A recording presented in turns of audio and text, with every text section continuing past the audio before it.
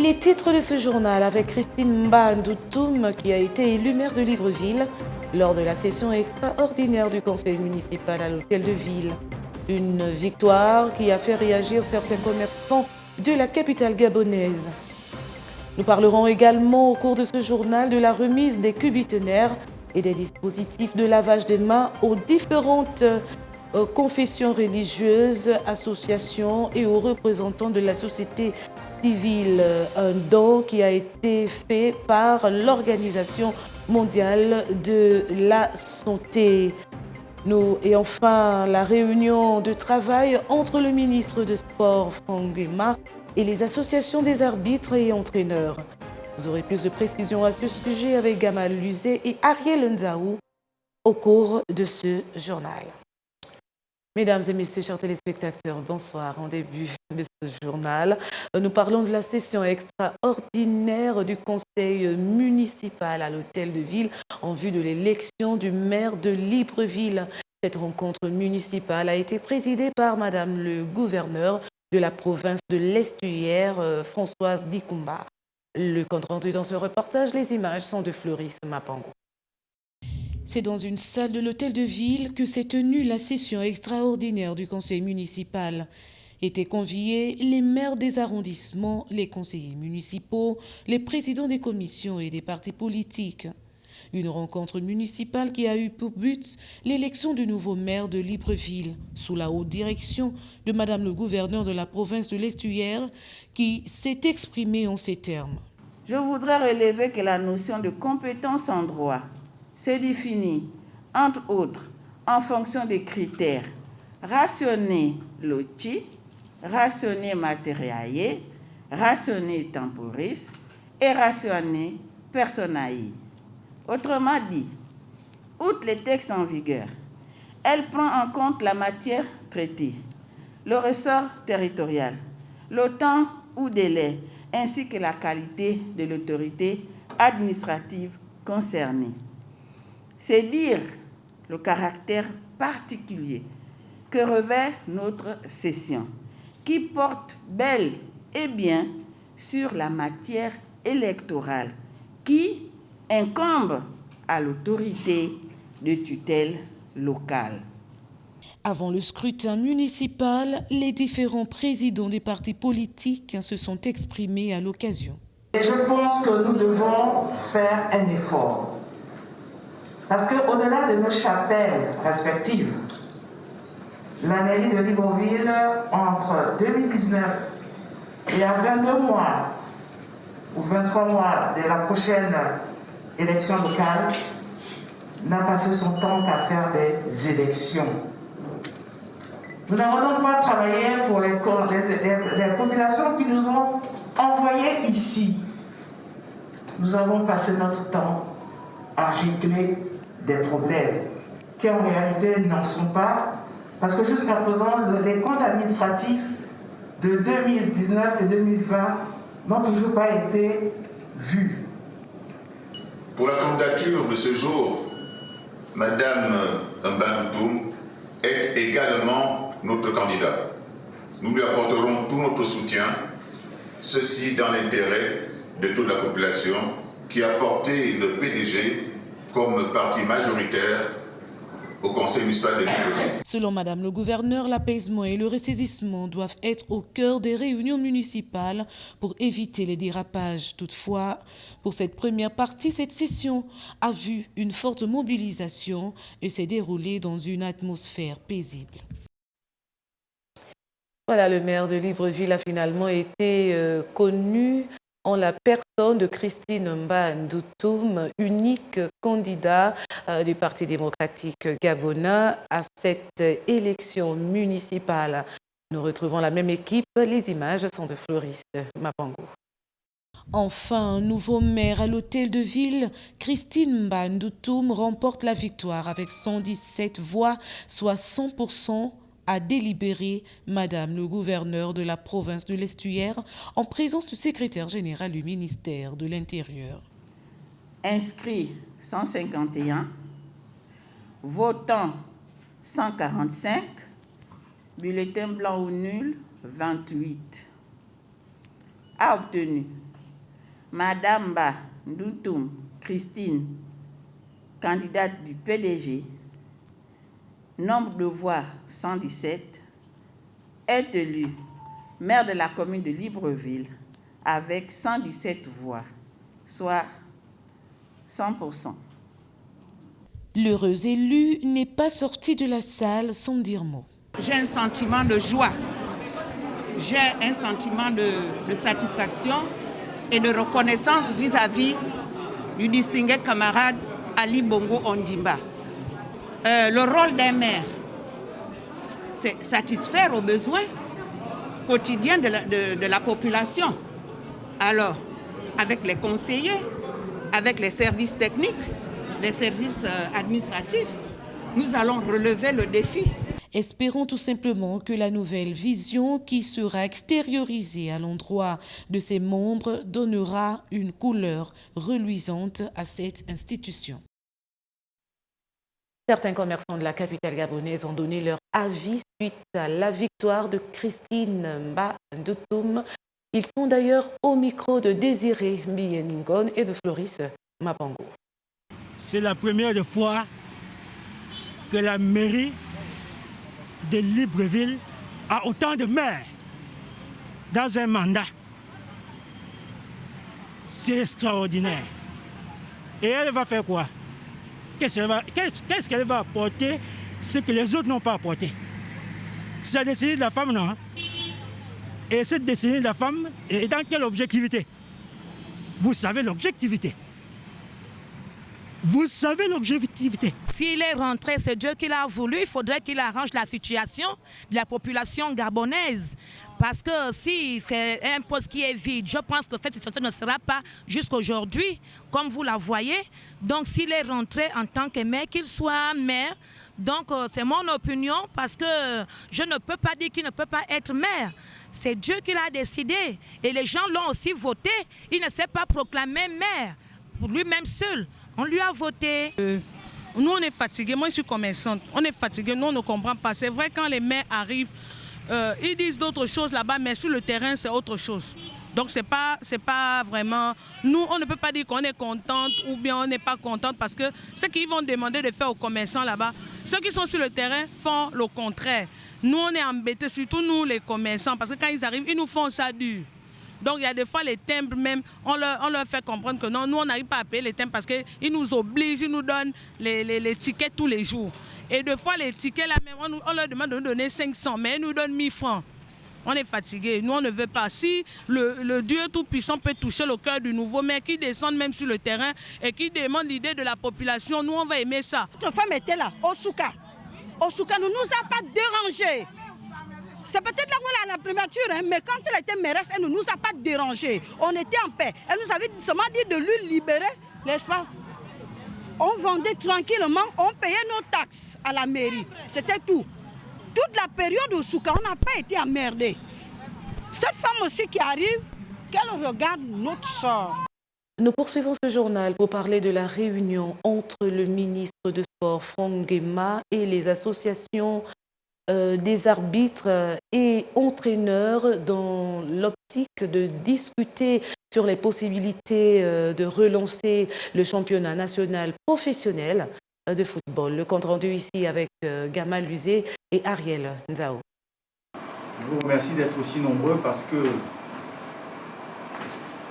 c'est un processus qui a commencé depuis de longs mois, depuis que je suis arrivé à la tête de ce ministère, à la faveur de la volonté du président de la République, chef de l'État, son Excellence Ali Bongo Ondimba. Je suis arrivé en juin 2019 et en arrivant en juin 2019, bien évidemment, j'ai trouvé un certain nombre de dossiers sur la table, plusieurs dossiers brûlants même, comme la reprise du championnat national de football professionnel. Président de la LINAF, avec qui nous avions travaillé à l'époque, nous avons démarré cette compétition en janvier 2020. Malheureusement, avec la pandémie de Covid-19, cette compétition a dû être écourtée suite aux mesures restrictives de lutte et de riposte contre la pandémie de Covid-19 dans notre pays, prise par le gouvernement de la République. Et depuis lors, environ 500 jours que cette compétition d'intérêt national est toujours suspendue par un arrêté du Premier ministre dans le cadre de la suspension des activités sportives, notamment des sports collectifs. Mais cela ne nous a pas empêchés, pendant cette suspension des activités sportives, de réfléchir. C'est même comme quoi, quand Dieu fait les choses, je pense que ça a été pour nous une opportunité de nous arrêter un peu et de pouvoir faire le bilan du processus de professionnalisation du championnat national de football depuis 2012. C'est pour cela que je vous ai invité, afin que nous puissions échanger et de voir de quelle manière nous allons mettre en œuvre la feuille de route des recommandations des assises. Il faut que vous notiez que cette feuille de route a été actée par le gouvernement de la République sous les auspices du président de la République, chef de l'État, son Excellence Ali Bongo Ondimba, en Conseil des ministres il y a quelques jours. C'est dire si les plus hautes autorités du pays regardent avec acuité le déroulement de la mise en œuvre des résolutions de ces assises. À l'occasion de la journée mondiale de l'hygiène des mains, l'Organisation mondiale de la santé a fait un don de cubitonnaires et de dispositifs de lavage de mains aux différentes confessions religieuses, aux représentants de la société civile et les associations. Une cérémonie qui s'est d'ailleurs déroulée en présence du ministre de la Santé et du coordinateur technique du COPIL. Cette fois-ci, nous laissons la place à Lordine Oyan, Image Nour TV.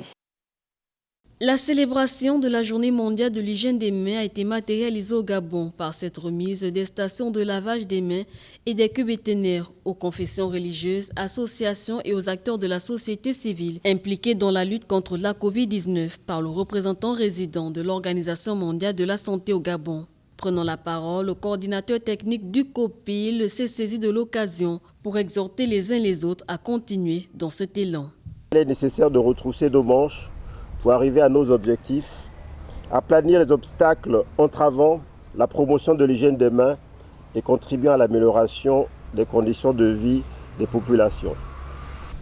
En saluant dès à présent les contributions de chacun dans cette quête de voir notre pays à l'abri de cette pandémie et au-delà donc de la tendance baissière observée, j'exhorte donc les uns et les autres à demeurer vigilants et à ne pas baisser la garde.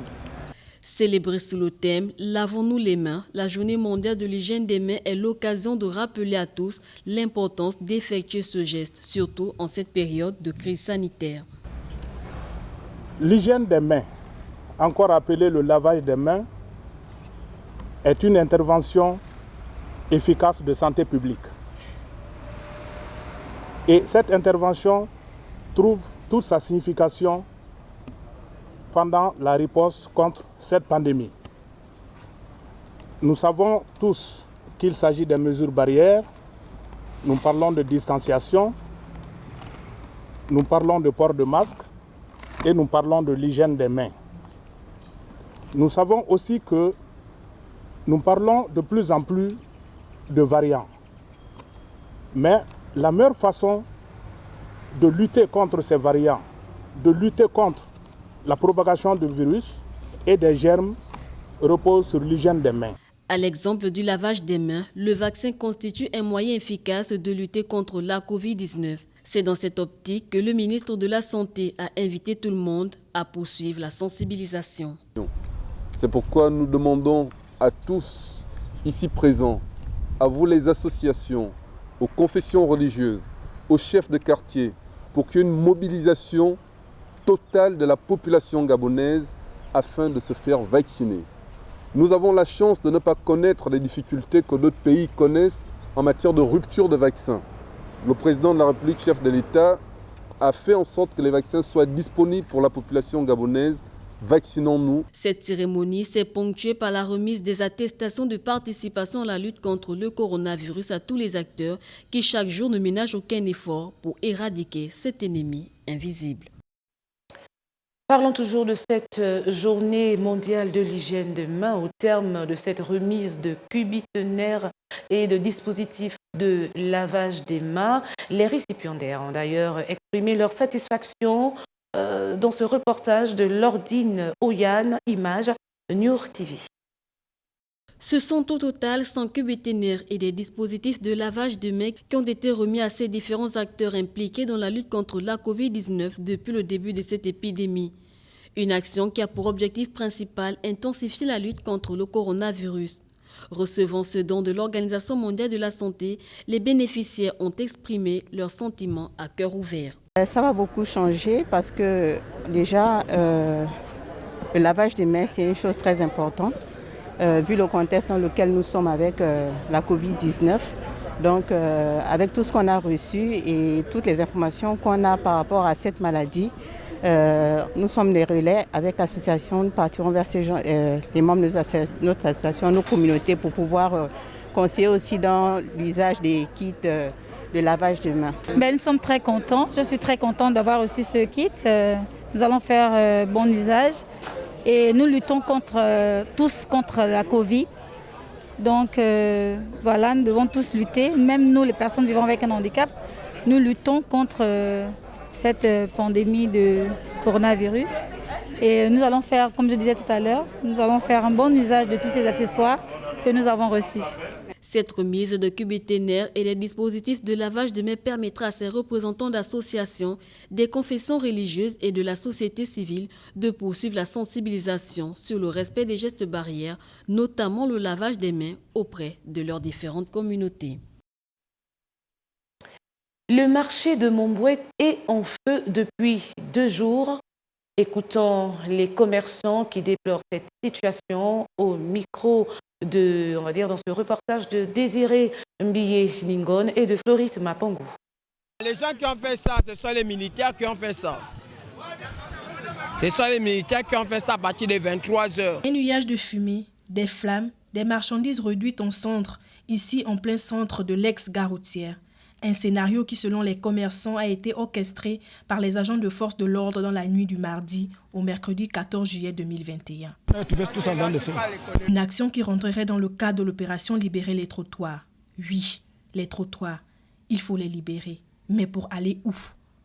S'interroge ce jeune Gabonais, comme tous les autres commerçants, n'a fait que constater les dégâts orchestrés par les forces de l'ordre. Quand ils font ça, nous allons faire comment? On retourne dans la rue, des jeunes Gabonais, parce que à cause de ce commerce-là, il y a beaucoup de jeunes Gabonais qui sont dans le marché. Il n'y a plus de vol, il n'y a plus de braquage. Maintenant, quand ils le font, on fait comment?